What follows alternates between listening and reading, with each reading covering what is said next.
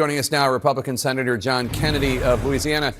Senator Kennedy, always good to have you. Thank you, sir. Your state exported $10 billion worth of goods to China just last year, more than it shipped to any other country.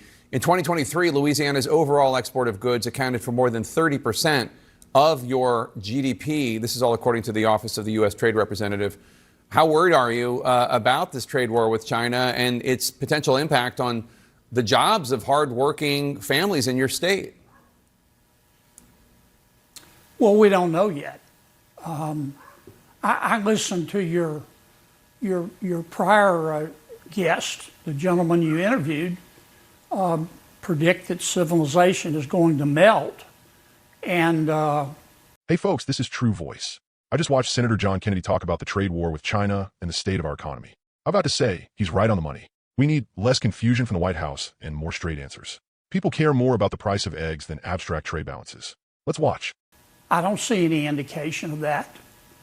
I heard you comment about Mr. Dalio saying that the world economic structure is going to break down. I don't see any indication of that. The dollar's a little bit weaker and interest rates have gone up. Here's what I see. I see a lot of uncertainty. And I think to some extent it's intentional. If you listen to the president's aides weekend before last and then listen to them this weekend, you don't have to be Einstein's cousin to figure out they were saying things that were inconsistent. Now, that raises one or two possibilities to me. Either it's intentional or these folks aren't competent to manage a food truck. Now, I know them. They're intelligent people, whether you agree with them or not. So I think the administration, for whatever reason, is obfuscating a little bit. Maybe it's part of the president's negotiating strategy. I just don't know. I do know this: tariffs are important, but so are high prices. The trade balance is abstract. The price of eggs is concrete, and we need to be spending a lot of time on reconciliation, redesigning the tax code, deregulating the economy, reducing spending to get prices down. That's it. Is at least as important as tariffs, in my opinion. Well, let's talk about the so-called big, beautiful bill President Trump is urging Congress to pass, which will lay out most of the president's agenda, including tax cuts that you just mentioned, additional border security, and more. The House of Representatives passed its framework last week. You're now calling for a 60-day deadline to hash everything out before calling in President Trump. Senator Lindsey Graham of South Carolina, he wants to get the bill to the president by Memorial Day. Are you confident that the House, the Senate, and the White House can make a deal on what should be included? Here's what I think will happen, for what it's worth. And before I leave the subject, just remember, Jake, there's no tariff fairy that you can go to get instructions on how to do this. This stuff's more art than science, and I think we're living that experience. Now, to answer your question, Mike Johnson did a great job getting the House on board. Here's what I predict will happen. Mike and John Thune in the Senate will give their bodies 30 to 60 days and try to come to a consensus on what's going to be in the bill. We won't. It'll be like herding butterflies. We'll end up having to go to the president, and this isn't necessarily a bad thing, and say, Mr. President, arbitrate this. Tell us what you think should be in, what should be out.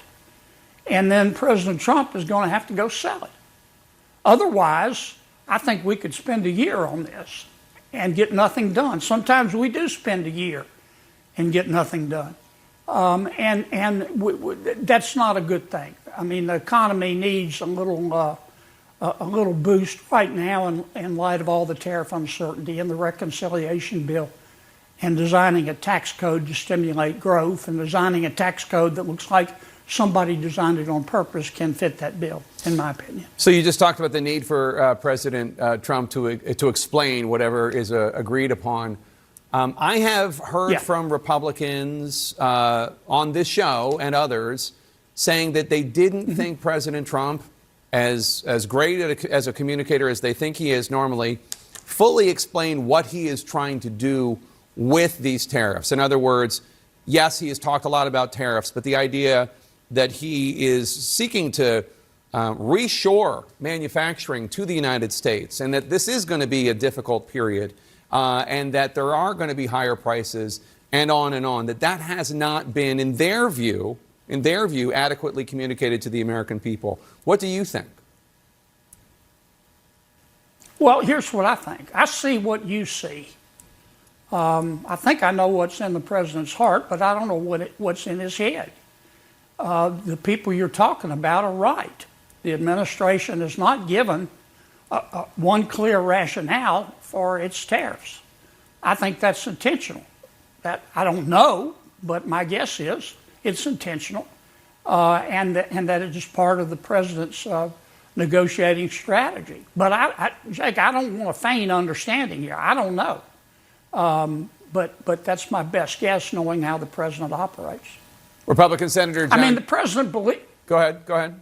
I was just going to say, the president believes if you're going to be a bear, be a grizzly. Like him or dislike him, agree or disagree. Right now, he's being a grizzly. Republican Senator John Kennedy of Louisiana, thank you so much. Always good to have you on, sir. I respect how Kennedy cuts through the noise. He's not sugarcoating anything. He sees the lack of clear strategy and calls it out, even if it's coming from his own side. That's real leadership. And when he says, if you're going to be a bear, be a grizzly, that hits. We need strength, clarity, and backbone in Washington. Not people who couldn't run a food truck trying to steer the country. America deserves policies that are thought out and leaders who aren't afraid to tell it like it is. Proud to see someone standing up.